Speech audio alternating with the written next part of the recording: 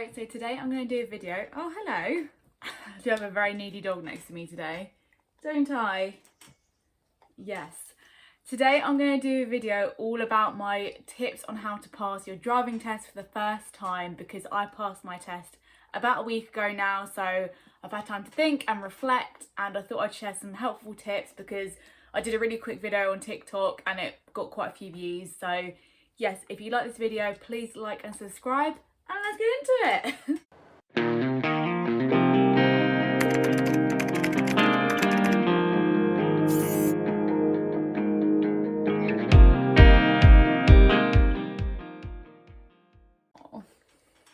Right, I've given the dog a treat so he stays away. Right, I have got a whole list here, so if I'm looking down at my lap, that is why. It's just so I don't forget anything, because obviously I want this video to be as helpful as possible. I've got some like general pointers, like before you even get to test standard, of things that might help you to feel more confident with driving. The first point is have as many lessons as possible with a good instructor.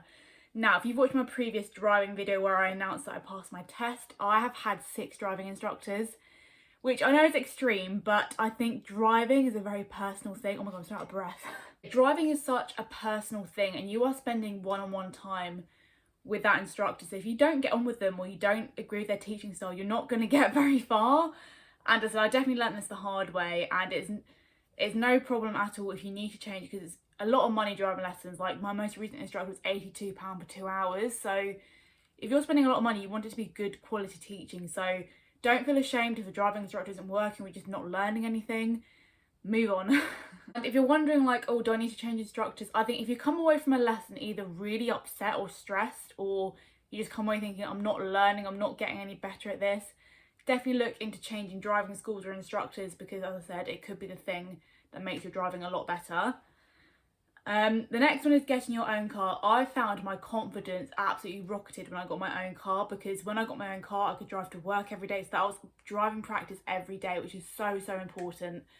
Even if it's only like a 10-minute drive every day, it's so much better than waiting like week to week for like an hour or 2 hour lessons. Because I found, especially in the early days, if I was just like driving like once a week, I'd kind of forget most of it before the following week. I do obviously understand from a parent point of view, or guardian, whoever you live with, it can be quite nerve-wracking obviously taking a brand new learner out for the first time. But yeah, if you're going out with a parent, just do local roads to begin with, and as I said, then me and mum built up the courage to drive to work on my own, or like with my mum in the car obviously when I was learning. So yeah, definitely get your own car if you can, or if you can't afford your own car, practice in your mum or dad's car, or anyone you live with. It will really help. I do want to say as well, I did pass my driving test with 4 minors, and I did an automatic test, or I mean it's the same as a normal test, but you just don't have hill starts. As I said, with the changing instructors thing, I just didn't really get on with manual lessons. I just never really I was always stalling. I just never quite knew how to change gears. Yeah, just manual lessons didn't work for me, so changing to automatic was a huge game changer. The next one is find a list of test routes. Now if you search Google hard enough, you will be able to find test routes, and even on YouTube there's a lot of like London test routes, and different driving instructors post YouTube videos as well. Unfortunately, where I did my test in Guildford. There's not really a lot on YouTube for Guildford, but there are websites and apps that have like full like driving test routes, which you can just put in the postcode into your sat nav or your phone and just like follow that. So if you go out with your parent or someone, I said on the weekend, you could just use one of those. But I'm sure if you're like practicing regularly with an instructor, you can just like kind of memorize the routes you do and then take your parents on that, just so you get extra practice. But yeah, definitely try and find a list of all those like particular test routes, and that should really help.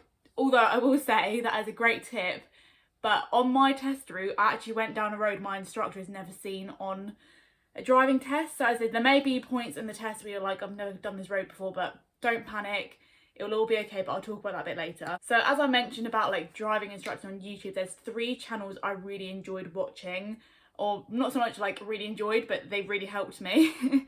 So the first one is Clearview Driving. She is a driving instructor, a man. That's what her name is.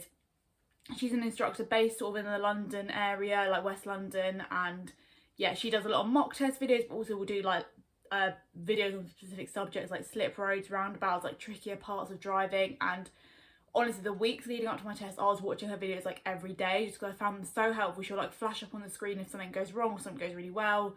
Because I think sometimes when you're in a lesson with an instructor, because you're concentrating on the road, if they say something to you, you don't always take it in. Whereas if you're watching a video, you don't have the like distraction of the actual road to concentrate on.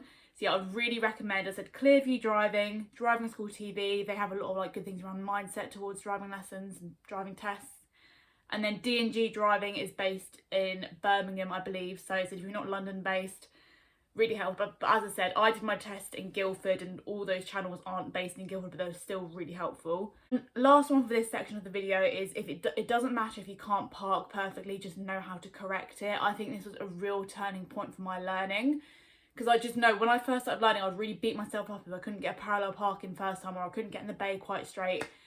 In reality, when you pass your driving test, it does not matter how long it takes you to get into a bay or into a parallel park. Like, literally no one cares. I mean, you might get a couple of people waiting in the car park behind you, but no one is a perfect driver. Like, my mum's been driving like 30 years, and sometimes she has to go in and out of a parking bay. Like, barely anyone gets into a parking space first time. So yeah, make sure you know how to correct it without any guidance from an instructor or a friend or family. And that's the best thing I can suggest, really. As I said, don't beat yourself up if you can't do it perfectly first time round. Just know how to correct things and you'll get there. So the next section is how to be ready for your test day. So if you've got your test booked in a couple of weeks time, couple of days time, hopefully this section will help. So have a driving lesson the day before your test. Now this kind of happened to me unfortunately, because my lessons were normally on a Thursday evening, but my instructor had like health issues and his car was in the garage, so he actually rearranged my lesson to a Sunday, and then my driving test was the following Monday. So as I said, I had a 2-hour lesson on that Sunday, like the day before my test, and it really helped with my nerves. Like, we just went over everything I was nervous about. We did a mock test, and yeah, it just really helped me get rid of all those silly mistakes from nerves, and I felt so much more prepared for the next day. So if you can, make sure you get a driving lesson, like a full driving lesson, the day before your test. Next one is, put any previous mistakes from lessons or mock tests into the back of your mind. Now, if you're with an instructor, you should be doing mock tests every week, I believe, up until your test anyway. And I will be honest, in the weeks leading up to my driving test, I was failing every mock test, like without fail, like with a major, like it was bad. That's why I was thinking in the driving test, like, I'm actually going to pass this. But because obviously the waiting list for driving tests is so long at the moment, I was like, do you know what, I'm just going to try it. And yeah, so even though I failed pretty much every mock test before I went into my driving test, I still passed my driving test first time. So use those mistakes as points to learn from and focus on, and just think it's good that you're making the mistakes now rather than in the actual test, because my brother did his driving test 5 times, but when he did mocks, he got them all like completely right. So I said, again, just don't beat yourself up if you're not getting everything like perfect. It's also on the test day, if you are a girl or someone with long hair, if you tie it up in a ponytail and have hoops in, basically if you ever might move your head to check the mirrors or your blind spots, it's really clear to the instructor, like if your hair's like swishing around everywhere, they can see you're like checking everywhere. And I said, I saw this tip online and I did it on the day and I passed first time. So yeah, if you've got long hair, definitely tie it up, because I said the instructor can see you moving your head a bit easier.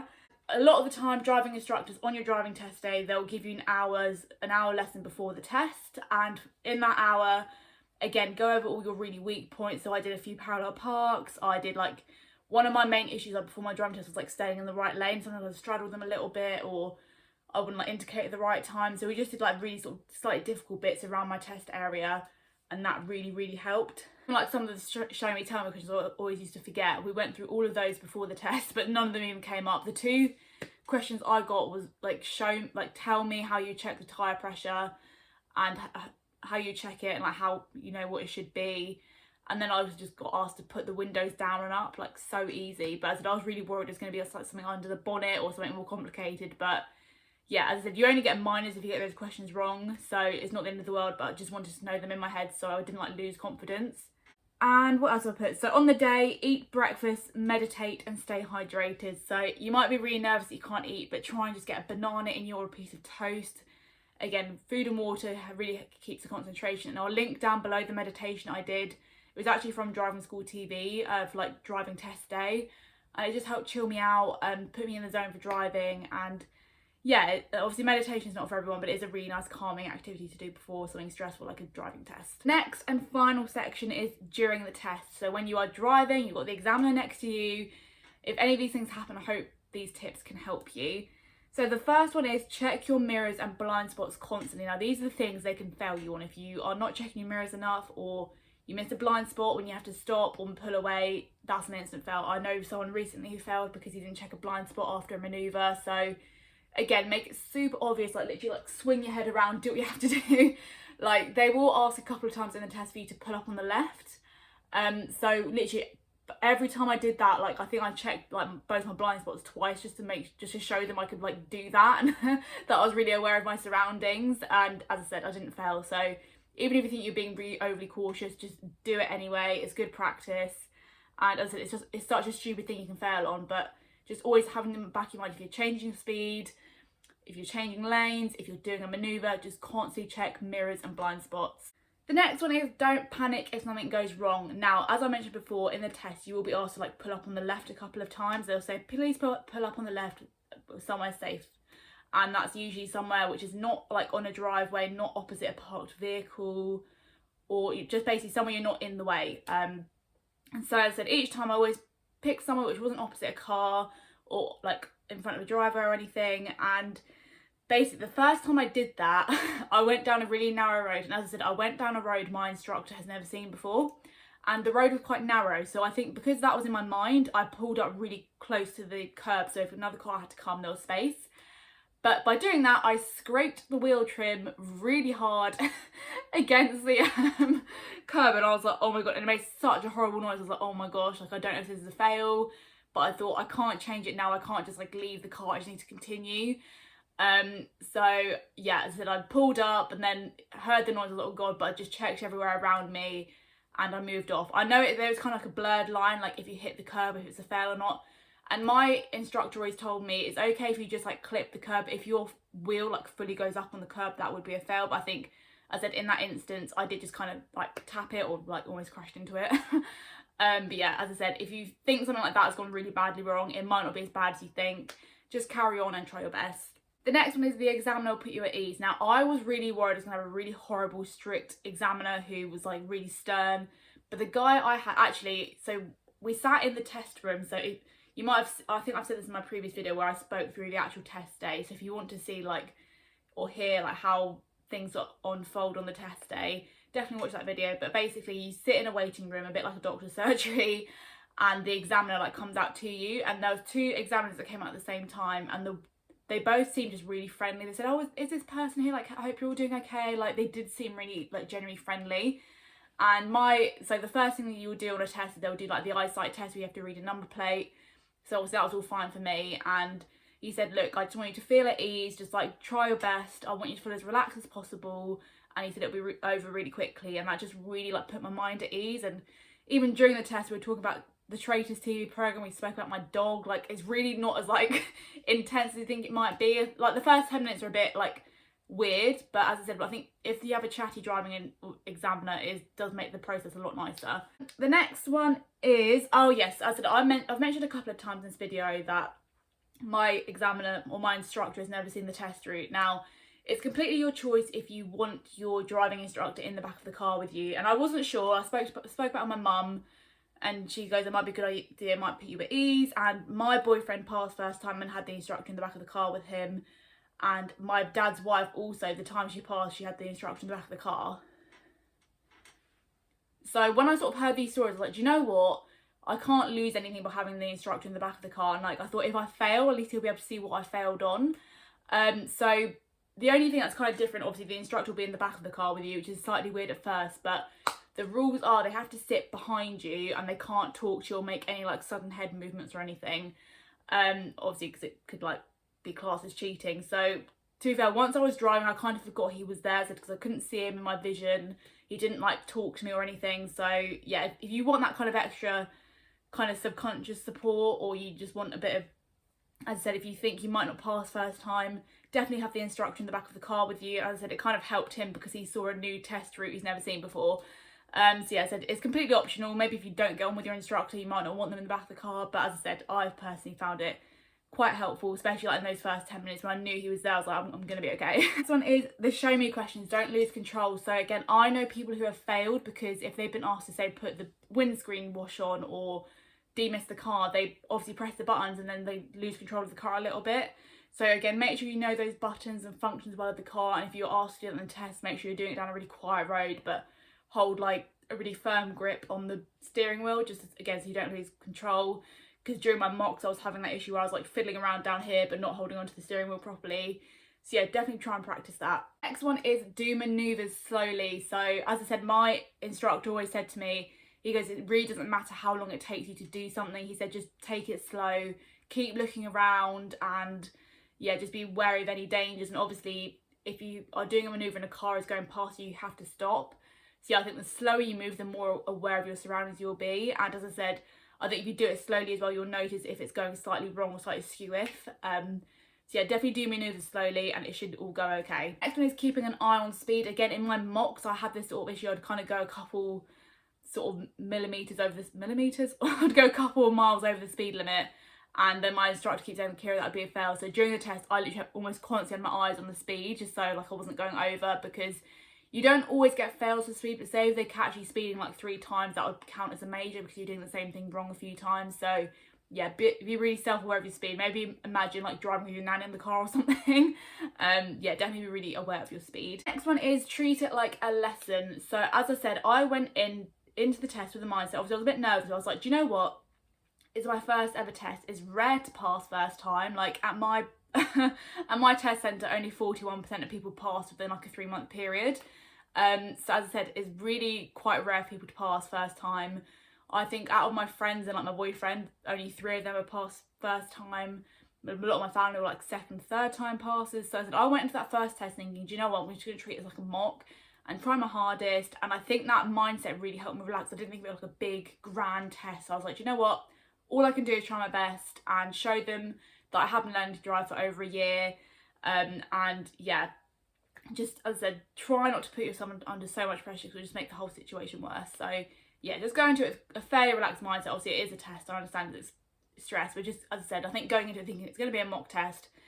If I fail, I just have to redo it again and it's fine. But if I pass, amazing. The final bit is actually a point my therapist taught me, and she said rather than thinking of it as like a whole like test, which can be quite overwhelming for some people, just split the test or split the drive into different parts. So as I said, the first half of the test you'll either be on a sat nav or your instructor will tell you where to go. So as I said, if the sat nav says like take the next left, just think in your mind, okay, I need to turn left. I know how to turn left because I've been driving for like months. So yeah, as I said, try not to think of it as a whole test. And even my instructor was saying before I did the test, he said just try to enjoy the drive, like don't think of it as a test, because I think if you get into that mindset of God, I need to pass, you're just gonna rush everything, which is what my issue was during mock tests.